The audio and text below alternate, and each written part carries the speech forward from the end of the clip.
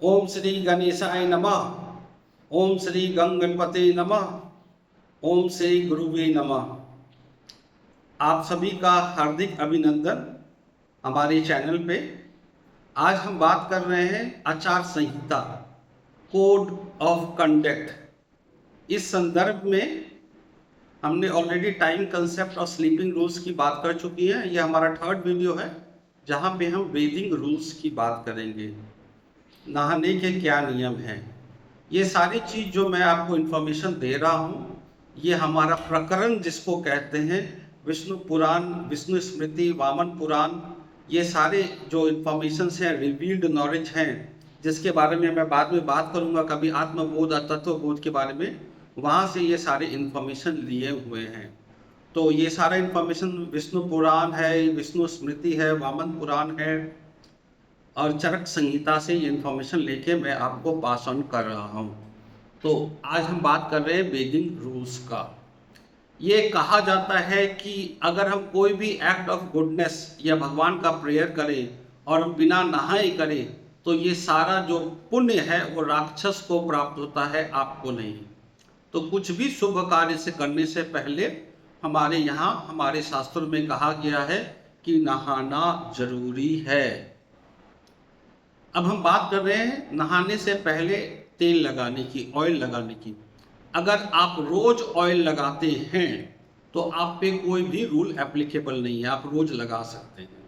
But अगर आप रोज नहीं लगाते हैं तो आपको ये बात का ध्यान रखना है, शरीर में या हेयर पे, बालों में, प्रतिपदा के दिन, षष्ठी के दिन, अष्टमी के दिन, एकादशी के दिन, चतुर्दशी के दिन और पुण्यतिथि जो पूर्णिमा अमावस्या होती है उस दिन तेल नहीं लगाएं। हो सके तो मंगल, बृहस्पति, शुक्र और रविवार को तेल नहीं लगाएं। अगर आप सप्ताह में एक दिन तेल लगाना चाहते हैं तो शनिवार का दिन सबसे शुभ है। और हेयर के लिए और बॉडी के लिए एक ही ऑयल नहीं होना चाहिए, एक ही शीशी में नहीं होना चाहिए, दोनों के लिए अलग अलग सीधी शीशी का व्यवहार करें। अब कौन सा पानी शुद्ध है, कौन सा पानी अशुद्ध है? अशुद्ध नहीं कहेंगे, कम शुद्ध है। सबसे शुद्ध पानी हमारे यहाँ गंगा का पानी माना जाता है। बट गंगा में नहाना हमारे सबकी किस्मत की बात नहीं है, क्योंकि सब कोई गंगा किनारे नहीं रहते। तो अगर आप गंगा में नहाते हैं तो सबसे शुद्ध माना जाता है। उससे कम शुद्ध होता है कि जो पवित्र स्थान है, जो मंदिर में जो कुआं है, पौंड है या तालाब है, उसका पानी। फिर नदी के पानी, कोई भी नदी का पानी को शुभ माना गया है। लेक के पानी को शुभ माना गया है। झरने का पानी, चाहे वो वाटरफॉल हो या हॉट स्प्रिंग हो, उसको शुद्ध माना गया है। और फिर कुएं के पानी को शुभ माना जाता है। और लिस्ट प्योर जिसको कह सकते हैं वो है आपका स्टोर्ड वाटर, जो हम लोग ओवरहेड टैंक में स्टोर वाटर करते हैं। वो लिस्ट अगर पॉसिबल है तो आप अगर उस पानी से नहाते हैं स्टोर्ड वाटर से, थोड़ा गंगापन जल मिला ले उसमें।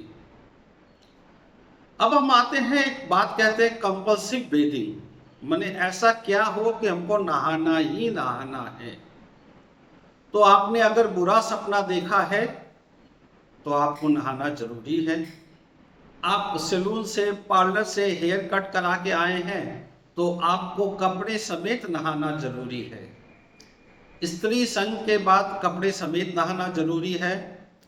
आप क्रिमेशन घाट से या बरियल ग्राउंड से कहीं से भी लौट के आए हैं, उसमें भी कपड़े समेत नहाया जाता है। अगर आप कोई भी कारण से यू थ्रो अप, आप प्यूक किए, वॉमिटिंग हो गया, तो भी आपको कपड़े समेत नहाना चाहिए।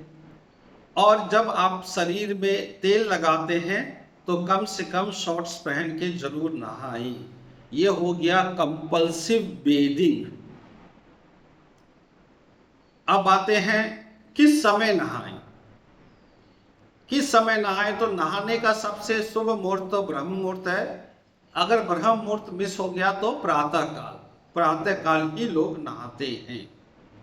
नहाते वक्त या तो पूर्व या सूर्य, जहां जिस तरफ है सूर्य पूर्व में ही होते हैं सुबह के वक्त, तो आप सन को पूर्व फेस होके नहाएं। अगर आप नदी में नहा रहे हैं तो जिस तरफ से करंट आ रहा है, धार आ रहा है, उसी की तरफ फेस करके आपको नहाना चाहिए। अब हम बात करते हैं स्पेशल बात की। अगर एकादशी का दिन है तो आपको आंवला पानी में मिला के नहाना चाहिए, आंवला के साथ नहाना चाहिए। जब भी जुपिटर आपके राशि के ऊपर से ट्रांजिट कर रहा है, जैसे अभी जो भी जुपिटर जो है अभी जेमिनाई मिथुन राशि से ट्रांजिट कर रहा है, तो जो भी मिथुन राशि वाले हैं आज के दिन में, आज 20 मई 2025 है, 6 महीने तक अभी जुपिटर जो है वो मिथुन राशि में रहेगा। तो जो मिथुन राशि के लोग हैं, ठीक है, उनको उनको इस समय हल्दी पानी में डाल के नहाना चाहिए। या जो भी जिनका भी जुपिटर कमजोर है, बृहस्पति नेटल चार्ट में कमजोर है, वो भी हल्दी डाल के नहा सकते हैं। यदि शुक्र आपके मूल साइन से ट्रांजिट कर रहा है, जैसे अभी शुक्र जो है मीन राशि में है, एग्जॉल्टेड उच्च का शुक्र है, तो जिसके भी जो भी मीन राशि वाले हैं उनको, मीन लग्न वाले भी चलेगा, उनको इस समय गाय का दूध पानी में डाल के नहाना चाहिए। ये एक स्पेशल बात कहा जाता है। तो वापस मैं रिपीट करता हूं, एकादशी के दिन आंवला से, और जब आपकी राशि से बृहस्पति गुजर रहा होगा, ट्रांजिट गोचर कर रहा होगा, तब हल्दी वाला पानी से नहाना चाहिए। और जब शुक्र आपकी राशि से गोचर कर रहा हो, उस समय गाय के दूध से नहाना चाहिए। कोशिश करें दूसरे किसी के भी बाथरूम में, कहीं पे भी, कोई भी जगह आपको किसी दूसरे के कुएं में नहीं नहाएं। कोशिश करें खाने के बाद नहीं नहाएं, रात को 9 बजे के बाद और सुबह 4 बजे से पहले कभी नहीं नहाना चाहिए, कभी नहीं नहाना चाहिए। चौथे प्रहर नहाना हमारे यहाँ मना है।